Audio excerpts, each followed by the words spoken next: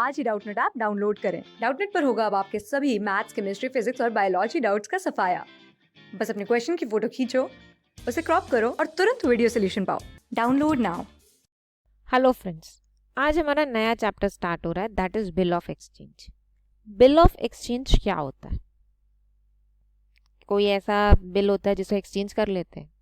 नहीं, bill of exchange का exchanging से रिलेटेड है, बट ऐसा नहीं कि कोई बिल को एक्सचेंज कर लेना। Bill of exchange is an instrument, money instrument.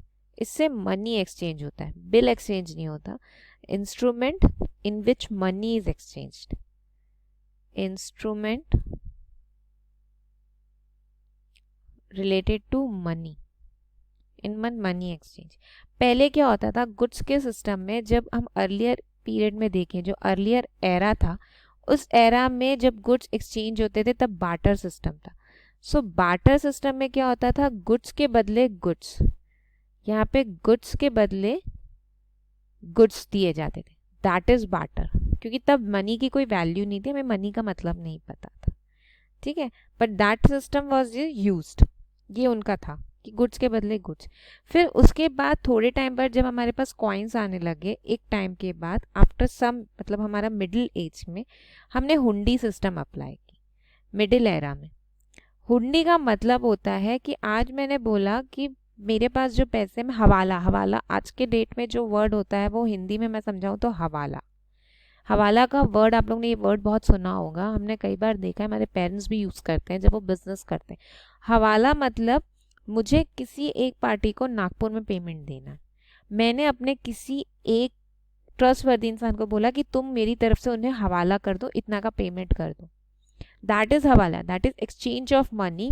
You are sitting at one place, you are giving to some other person, he sitting there but from the third party, that is hawala, and that is hundi, that a merchant, where one merchant draw on another asking the latter to pay the amount on behalf of the third party. But आज के era में हुंडी is like almost ban, हम अब use नहीं कर सकते क्योंकि उसमें इंटरेस्ट का पैसा लग जाता था एक्स्ट्रा। अब इन टूडेज वर्ल्ड, आज के एरा में इसको हम बोल सकते हैं बिल ऑफ एक्सचेंज। जो इंस्ट्रूमेंट हमने ये हुंडी को नाम दे दिया है, that instrument is called bill of exchange. तो जो इंस्ट्रूमेंट को, these instrument has been given a name, इन इंस्ट्रूमेंट को जो हम हुंडी और इन सब के थ्रू ले रहे हैं, इन इंस्ट्रूमेंट को हमने नाम दे दिया है bill of exchange. Bill of exchange is been defined in the, हमारे एज अ प्रोमिसरी नोट भी होता है, या फिर हम इसे बोल सकते हैं और promissory note, defined in act. उसके लिए एक अलग से एक्ट है, that is negotiable, negotiable instrument, instrument act. कौन से ईयर का? 1881 का, ठीक है। In which it should be in writing, सबसे इंपॉर्टेंट है कि वो राइटिंग होना चाहिए। सेकेंड है अनकंडीशनल, कोई कंडीशंस नहीं होती है उसमें, अनकंडीशनल होता है वो।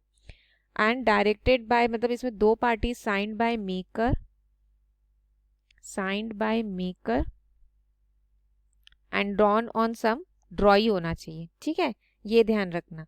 टू पे सम मनी, ये हमें ध्यान रखना है।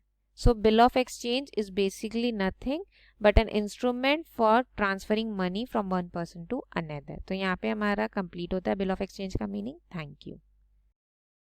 क्लास 6 से 12 से लेके नीट, IIT, JEE मेंस और एडवांस के लेवल तक 10 मिलियन से ज्यादा स्टूडेंट्स का भरोसा। आज ही डाउनलोड करें डाउटनेट ऐप या व्हाट्सएप कीजिए अपने डाउट्स 8400 400 400 पर।